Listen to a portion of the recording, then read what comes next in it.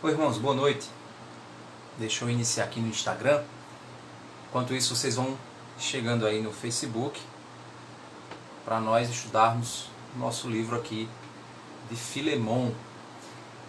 Sejam bem-vindos, você aqui do Instagram, para nós finalizarmos hoje o nosso estudo do livro de Filemon. Como é um livro pequeno, então ontem nós iniciamos do verso 1 até o verso 16. Hoje a gente vai do verso 17 até o verso 25. Então, esperando o pessoal ir chegando para nosso estudo hoje. O último estudo hoje do livro de Filemon. Então o pessoal vai chegando, eles estão informando aqui. O Instagram está começando a chegar os irmãos para nos acompanhar aqui. Então deixa eu só chegar aqui o intérprete hoje. O intérprete de hoje para estar nos ajudando. Hoje, irmãos, nós vamos finalizar o nosso estudo de Filemon. Para você que perdeu o estudo de Filemon, o estudo que começamos ontem, então vai ou no meu canal do YouTube, ou então você vai no Facebook da Igreja Batista da Graça, está lá o estudo, ou então aqui no Instagram você também consegue acompanhar o estudo. Acho que o intérprete está chegando.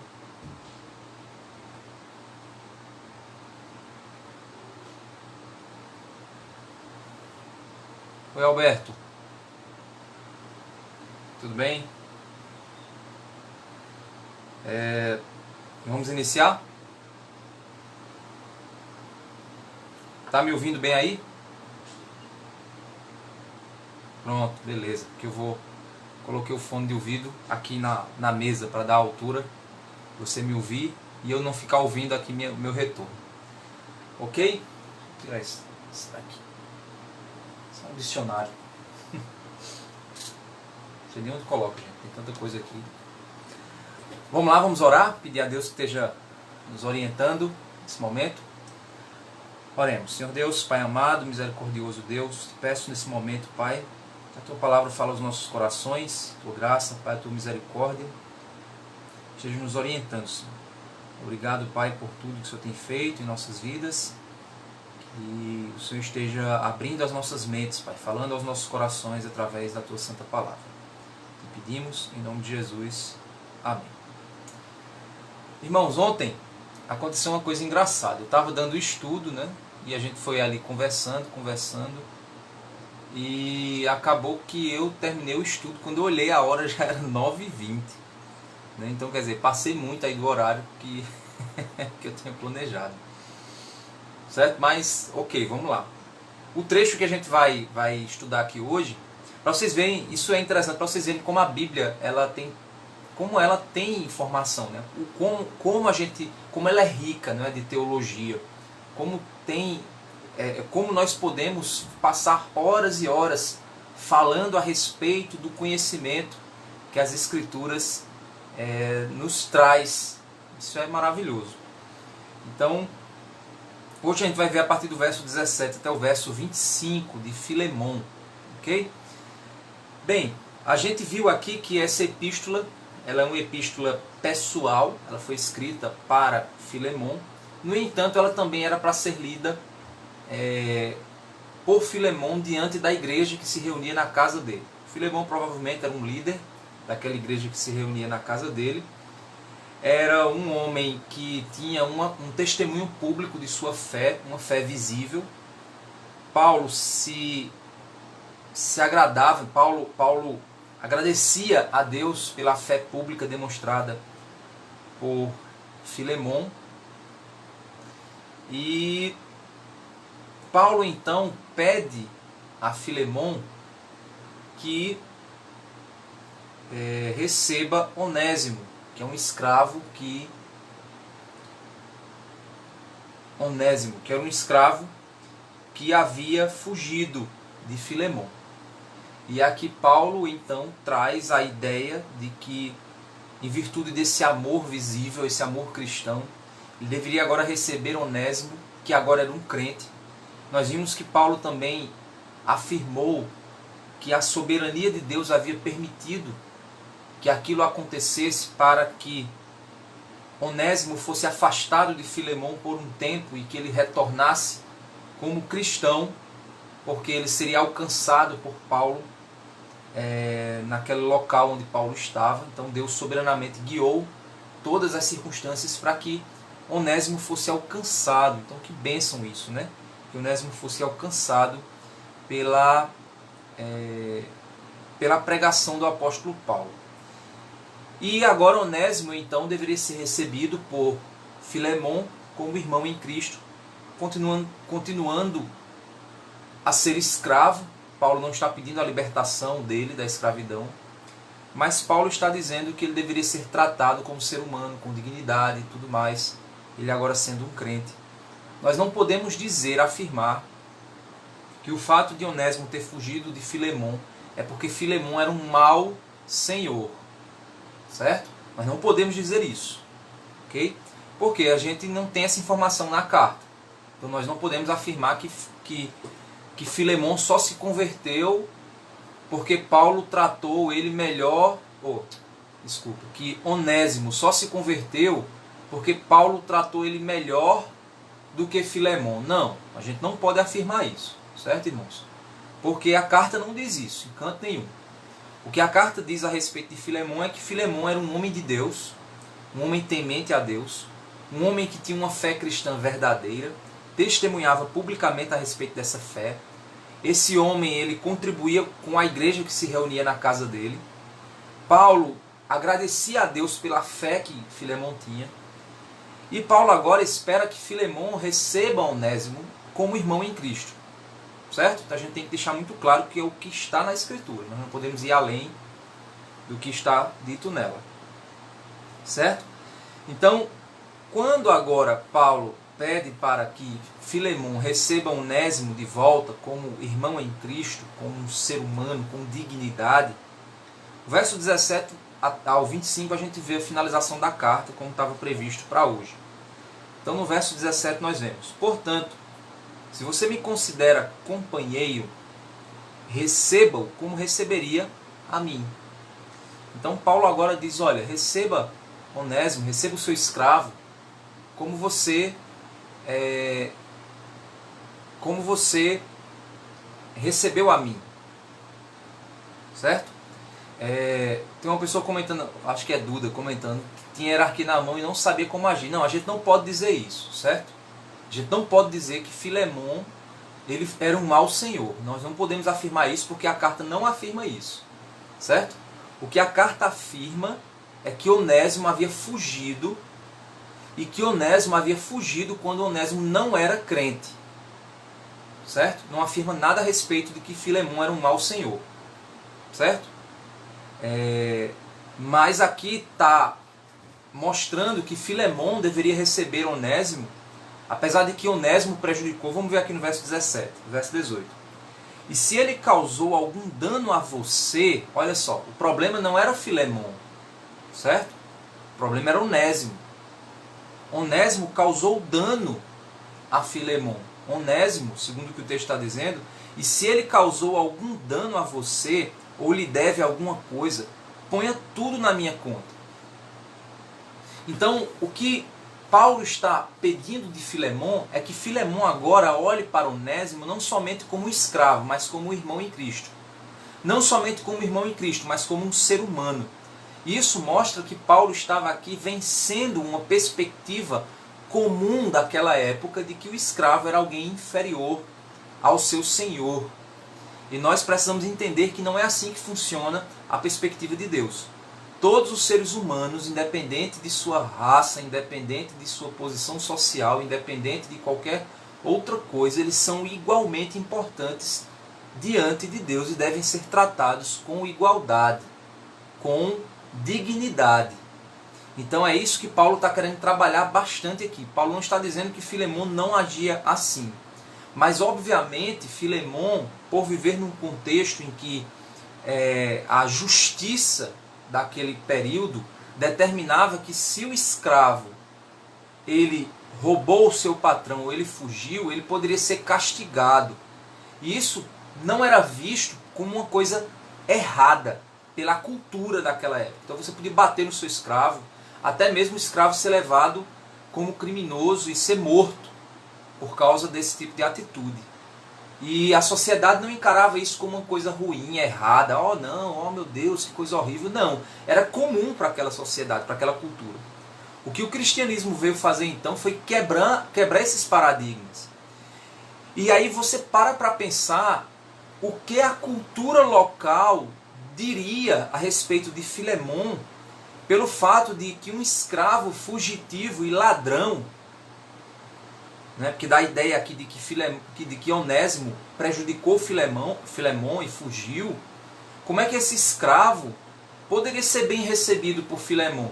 Ele deveria ser incriminado, ele deveria ser castigado, ou até mesmo ser morto. A sociedade iria cobrar essa atitude de Filemon. Mas Paulo está ensinando aqui um outro princípio, o princípio cristão.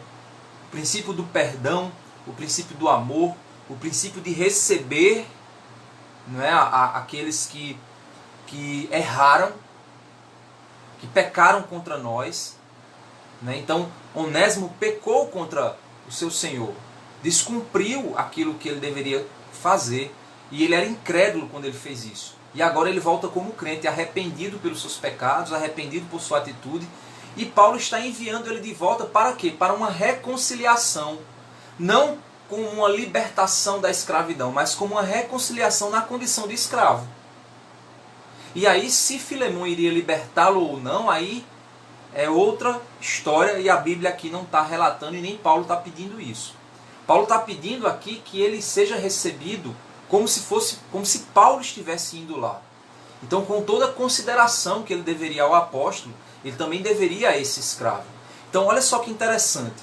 O próprio apóstolo Paulo, ele poderia se colocar como alguém superior e dizer assim: olha, é o seguinte, eu sei que eu sou o cara, né, eu sou especial, e você deveria fazer o que eu estou mandando, receba esse pobrezinho desse rapazinho aí na sua casa, como eu estou mandando. Ele poderia se posicionar assim, mas no entanto, Paulo divide a posição que ele tinha com aquele rapaz, colocando aquele rapaz em pé de igualdade com o próprio apóstolo Paulo, dizendo assim: olha, a mesma consideração que você tem por mim, por ser apóstolo, tenha por ele também, o mesmo amor, o mesmo zelo, mostrando mais uma vez que o coração cristão ele deve buscar exatamente esse sentimento de igualdade para com todos.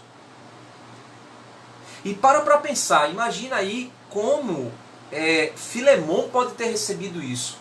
Não sabemos o prejuízo que Onésimo causou a Filemon, não sabemos o que aconteceu, não sabemos como Filemon teve que lidar com o prejuízo causado por Onésimo, mas agora Filemon deveria receber aquele rapaz que prejudicou a ele, que fugiu e que traiu ele, deveria recebê-lo com o mesmo status de amor, de importância que seria dado a Paulo se Paulo fosse lá.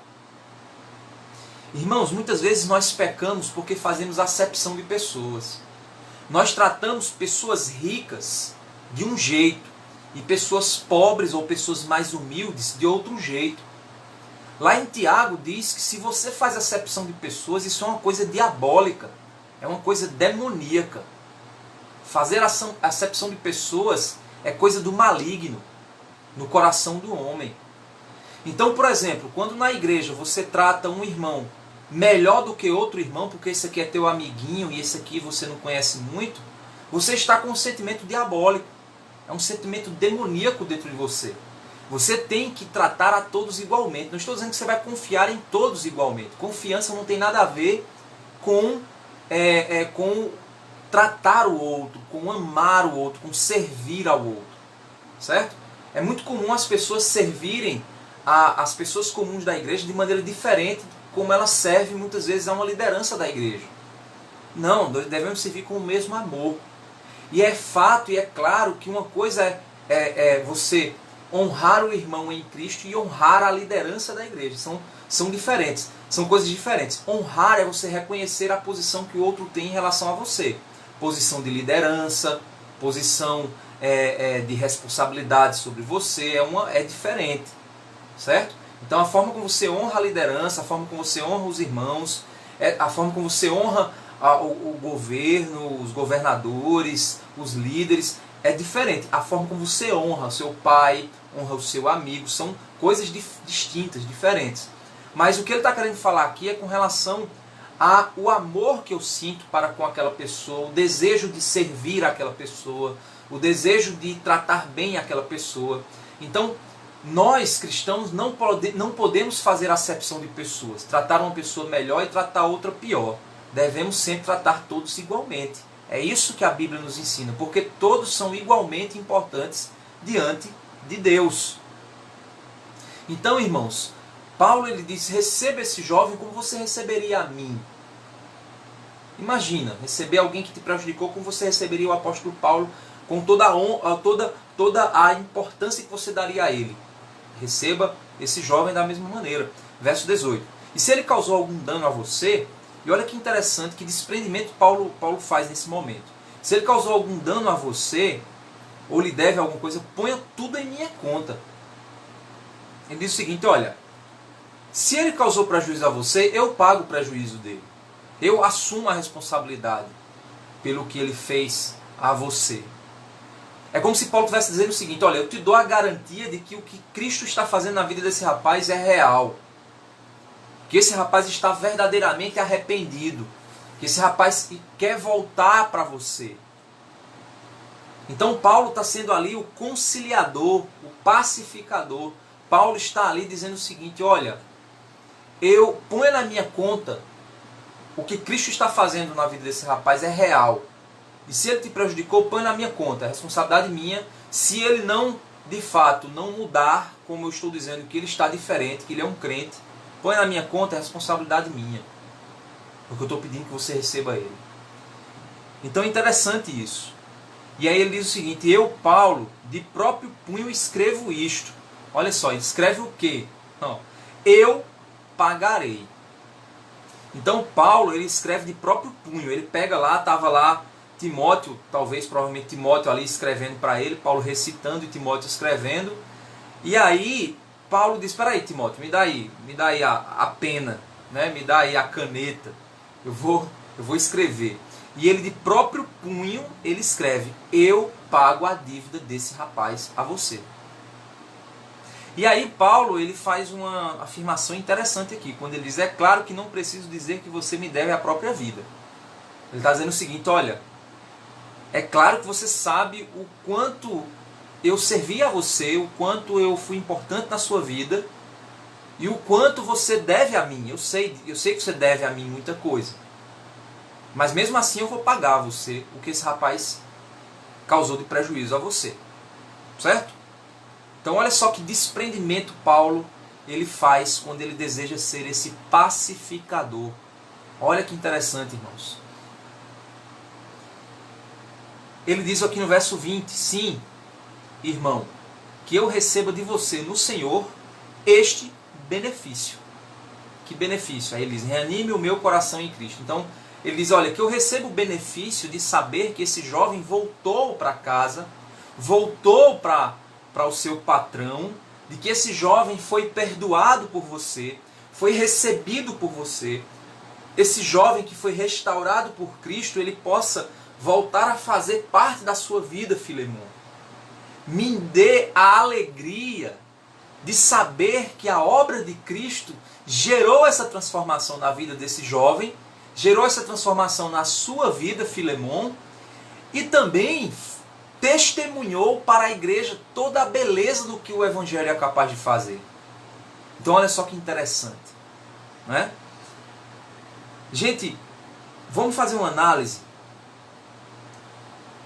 Esse coração do apóstolo Paulo, esse coração amoroso, é um coração que primeiro ele deseja ver a manifestação da graça de Deus. Gente, a coisa mais linda que alguém pode ver é a reconciliação de casais. É o perdão de inimigos. É a transformação de relacionamentos. É a maneira como Deus ele reverte os efeitos do pecado na vida das pessoas. Isso é a obra mais maravilhosa, mais bela, mais fantástica que alguém pode ver com seus próprios olhos. Irmãos, a alegria do ministério pastoral, eu digo a vocês, é isso, é ver isso. É ver casamentos restaurados. Pessoas que te procuram às vezes dizendo assim: pastor, não aguento mais, eu vou me divorciar. E aí você trabalha pela graça de Deus e você apresenta o Evangelho de Cristo e você prega a palavra e você aconselha.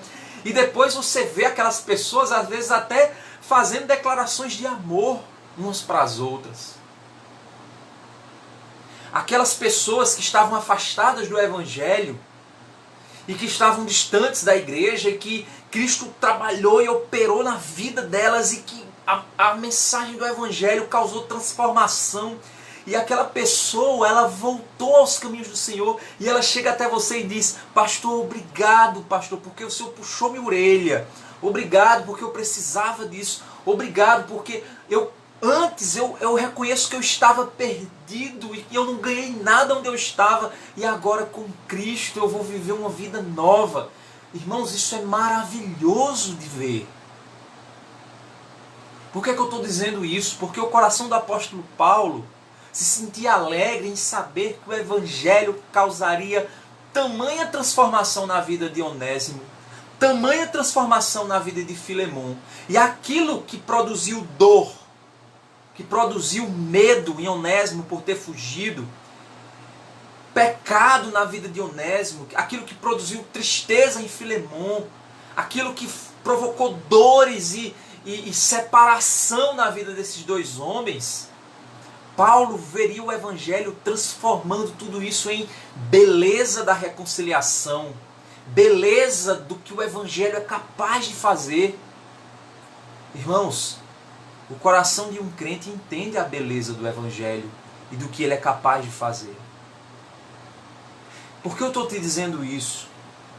Porque, meus irmãos, quando nós na igreja, ao invés de sermos os promotores da paz, ao invés de nós sermos pacificadores, nós somos divisores, nós somos faccionadores, nós somos pessoas fofoqueiras, pessoas que semeiam contendas entre irmãos, pessoas que usam da fofoca para produzir discórdia entre as pessoas.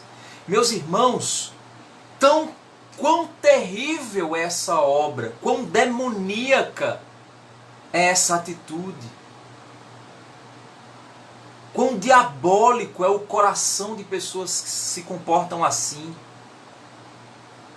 pessoas que provocam nos outros aversão contra alguém, pessoas que muitas vezes, ao invés de unir, elas dividem, se fecham em grupos, se colocam numa posição uns melhores do que os outros.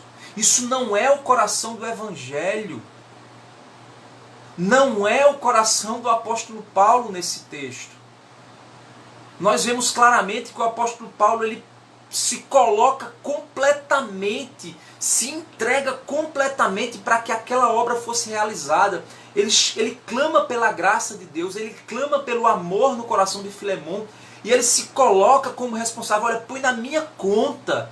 Ele coloca-se, ele se entrega totalmente, se põe em risco para que aquela obra do Evangelho, da reconciliação fosse feita, unindo pessoas de classes sociais que a sociedade dividia, unindo pessoas que haviam pecado e que haviam se separado. Irmãos, como nós precisamos nas igrejas de pessoas pacificadoras. Lembra o que é que Jesus diz? Os pacificadores deles é o reino dos céus. Precisamos de pacificadores nas igrejas. Precisamos de pessoas que quando alguém vem falar mal de alguém para você, você precisa fazer: peraí, meu irmão, você já tentou conversar com ele? Não, meu irmão, é porque é o jeito da pessoa mesmo, mas Tente entender o outro lado. Ou seja, ao invés de você lançar fogo, você lançar lenha na fogueira, você deveria ser uma pessoa que tiraria a lenha da fogueira, que chegaria e pregaria paz para aquelas pessoas. Irmãos, a gente que é pastor, a gente é vítima disso o tempo todo. Uma pessoa tem raiva de mim, aí chega, por exemplo, para outra pessoa e diz: o pastor é isso, é isso, é isso. Aí a outra pessoa, ao invés de chegar e dizer: rapaz, não pense isso não. Você já falou com ele? Já conversou com ele? Não, eu acho que não é assim. Eu acho que você está... A pessoa faz: é verdade, é isso mesmo. Não, mas... E pensa, e ainda puxa uma coisa... Diz, e outra vez também que... Gente, pelo amor de Deus, isso não é o coração do Evangelho. Isso não é o coração da palavra de Deus. Às vezes uma mulher vai para outra mulher para falar que está chateada com o marido. Ah, não, é porque o meu marido, não sei o que lá. Aquela mulher, em vez de ser sábia e dizer assim: a mulher, olhe, veja de outra forma. Tente trabalhar nisso com o seu marido. Você já pensou que você pode estar errada? Você já pensou que talvez ele... Ou então o marido para com a mulher... o marido chega lá num amigo e fala e diz: olha, você já tentou analisar, cara, de outra forma? Não, nós temos pessoas pelo contrário. Existem sogras que ao invés de contribuírem com o relacionamento das suas filhas, elas põem lenha na fogueira para dividir aquele casal. Ou então, no rapaz, ao invés do o rapaz estar com problema no casamento, aí vai em casa e está com problema ali, os pais, ao invés de dizer: olha, resolva seu problema, viu? Eles dizem assim: meu bichinho, olha, o seu bichinho está sofrendo, olha, meu Deus, ele está sofrendo. Não, deixa ele resolver o problema, vai lá e diga: olha, seja responsável agora pelo seu casamento, resolva seu problema. Não é assim não. Volte e resolva seu problema. Mas as pessoas, elas preferem dividir do que somar, do que resolver. Elas preferem construir muros do que derrubar muros. O Evangelho faz isso. Derruba muros de separação. E aqui a gente vê o apóstolo Paulo claramente apresentando esse coração a Filemon. Esse desejo de que a obra fosse feita. Dois crentes ali que agora viveriam uma história que seria um testemunho público de transformação. Verso 21 ele diz: certo como estou da sua obediência, eu escrevo a você, sabendo que fará mais do que estou pedindo. Verso 22. E ao mesmo tempo, prepare-me também pousada, pois espero que por meio das orações de vocês, eu lhes seja restituído. O desejo de Paulo de rever os irmãos. A gente está vivendo hoje nesse período, né, de distanciamento social. Eu espero que os irmãos aí, Batista da Graça, você que está nos visitando também, você esteja com saudade dos seus irmãos em Cristo, desejoso de revê-los, né, de ouvir a voz deles, de estar perto deles, de entender. Que você tenha essa alegria, porque essa alegria ela era presente no coração dos crentes. Se você ler várias epístolas, era assim que o coração deles: olha, eu desejo estar com você, eu desejo estar com vocês, eu desejo cantar junto com vocês. O apóstolo João, ele tem uma carta que ele diz assim: olha, tem muito mais coisas que eu deveria escrever para vocês, mas eu prefiro fazer pessoalmente para que a nossa alegria seja completa. Então existe uma alegria que se completa na presença física uns dos outros. Paulo está dizendo aqui: olha, eu oro para que vocês me permitam. Paulo que estava preso, não podia sair, mas ele diz: olha, orem para que eu seja liberto, para que eu possa voltar aí e rever vocês. Verso 23, ele diz assim: Epáfras, prisioneiro comigo em Cristo Jesus, Marcos. Então Epáfras também era um prisioneiro, né? Que estava ali por causa do Evangelho. Marcos, Aristarco, Demas e Lucas, meus colaboradores. Essas pessoas todas estavam ali presentes. Mandam saudações a vocês. E aí no verso 25 ele diz: a graça do Senhor Jesus Cristo esteja com o espírito de todos vocês. E ele fecha a carta. Então olha só que carta maravilhosa, né?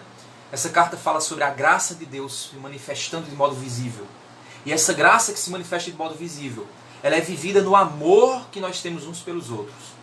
E esse amor que nós temos uns pelos outros, ele deve vir acompanhado de olhar para o outro como igual a nós em Cristo Jesus, de mesma importância em Cristo Jesus, e amá-los como imagem e semelhança de Deus.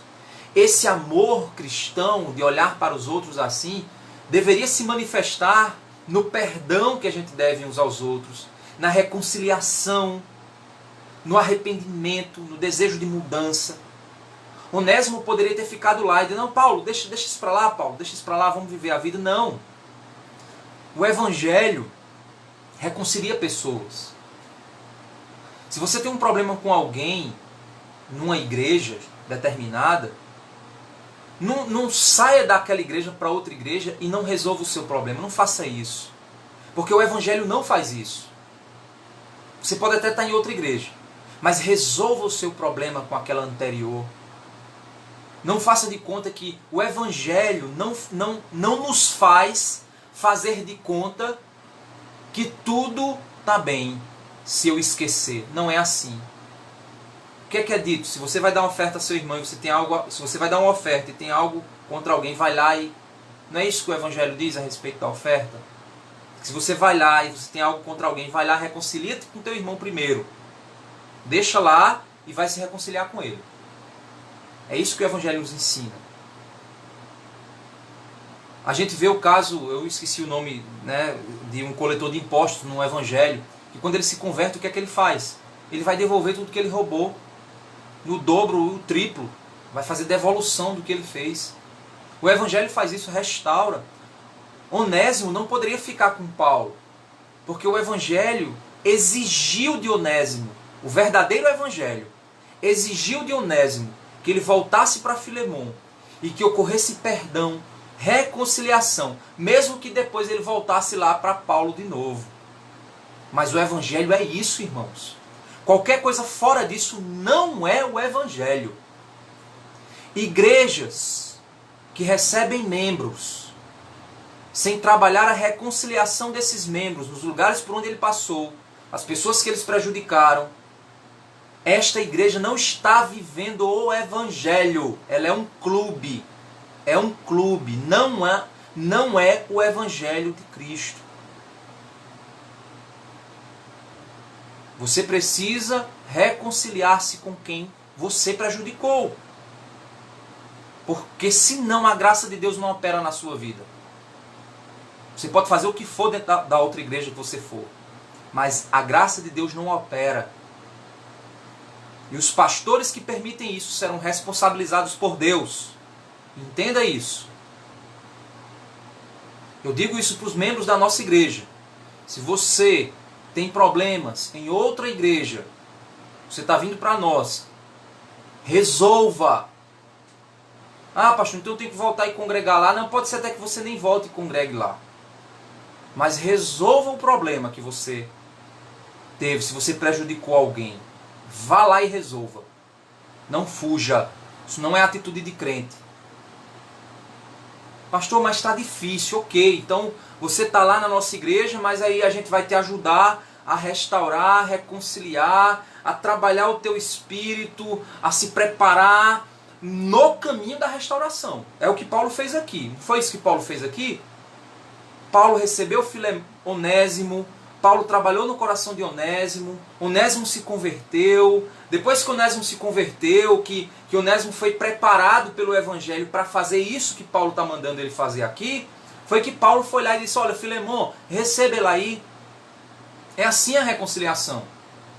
Então, às vezes, na nossa igreja, a gente recebe pessoas feridas, machucadas, ou até que prejudicaram alguém. É difícil também, né? Se a pessoa foi prejudicada, é difícil, certo, gente? Se a pessoa foi prejudicada, é difícil você restaurar ela para ela voltar para lá e pedir perdão pelo quê? Se foi ela afetada, vai pedir perdão pelo quê? Não tem o que pedir perdão. Tá entendendo? Mas se por acaso essa pessoa que nós recebemos foi ela quem causou dor nos outros, ou tem mágoas com relação a outros, por algo que ela está sentindo ruim em relação àquelas pessoas, aí ela precisa o quê? Ser restaurada, ela é recebida, como Paulo fez com Onésimo, ela é restaurada em Cristo, ela é apresentada ao Evangelho, e aí depois, e aí? Vamos resolver a bronca que você Tinha? Bora resolver a bronca que você tinha. Por isso, irmãos, na igreja que eu pastoreio, eu sempre peço ao pessoal o seguinte, olha, se a pessoa vem de outra igreja direto para a nossa, porque tem pessoas às vezes que se afastam da igreja, passa muito tempo fora, e aí você já perdeu todos os contatos, as coisas que, né, aí fica difícil você às vezes trabalhar. Mas às vezes tem pessoas que vêm de uma direto para nós, e a pessoa está enfrentando alguns problemas. E eu tenho o costume de quê? De pedir, olha, me dê o número do pastor da outra igreja. Já tiveram pessoas que quando eu pedi o número do outro pastor da outra igreja, a pessoa, ó, escapou, meu amigo, sumiu, estava visitando a igreja, sumiu, parece até aqueles magos, né, que faz fumaça assim, buf. Eu digo, peraí, deixa eu entender por que você está saindo de lá, o que está acontecendo. Que pena, irmãos, que hoje a gente não acontece mais isso. E tem muita gente doente dentro das igrejas. Muita gente que não vive o evangelho de Cristo dentro das igrejas. Porque elas não estão sendo restauradas pelo outro pastor. Porque muitas vezes o outro pastor está mais interessado no dízimo daquela pessoa. Na membresia, aumentar o número de membros na igreja. Que maravilha! Do que propriamente na saúde espiritual dos seus membros. Infelizmente essa é a realidade. Por isso que o evangelho tem perdido o poder, porque ele não tem sido vivido. Ele pode até estar sendo pregado, mas ele não está sendo vivido. Então que Deus nos ajude, irmãos. Nós vivemos o que essa carta aqui ela tem a nos ensinar. Olha que carta fantástica, olha que carta maravilhosa. Olha o coração do apóstolo Paulo, o coração pacificador. Olha o poder transformador do evangelho. Que nós possamos viver isso em Cristo Jesus. O meu desejo, irmãos, do meu coração é que a Igreja Batista da Graça, eu sei que a gente não vai conseguir viver tudo isso plenamente, irmãos. Eu sei disso, eu entendo isso. Porque nós somos falhos, humanos. Eu sou falho, eu não sou inerrante, eu posso até estar ensinando uma coisa que não seja certa nas Escrituras, eu posso errar no meu ensino, porque eu não sou inerrante. Eu estou me esforçando para entender a Bíblia, para ensinar corretamente. Mas eu não sou infalível, a Bíblia é, eu não. E o meu desejo é que a Igreja Batista da Graça seja a igreja que viva isso. Unidade. Que viva o Evangelho. O Evangelho que disciplina na hora que tem que disciplinar. Que recebe na hora que tem que receber. Que trata os feridos. Esse é o desejo da igreja que Deus pôs no meu coração para a Igreja Batista da Graça. Uma igreja que vive o Evangelho, que torna o Evangelho algo visível para o mundo. O mundo quando olhar e dizer assim, por que essa igreja é assim? Porque nós vivemos o Evangelho. Nós vivemos o Evangelho, isso é o Evangelho. Quando você olhar para a nossa comunidade, você tem que dizer assim, o que é isso? Aí a gente vai ter que todo mundo dizer junto, é o Evangelho. Esse é o sonho que eu tenho para a Igreja Batista da Graça.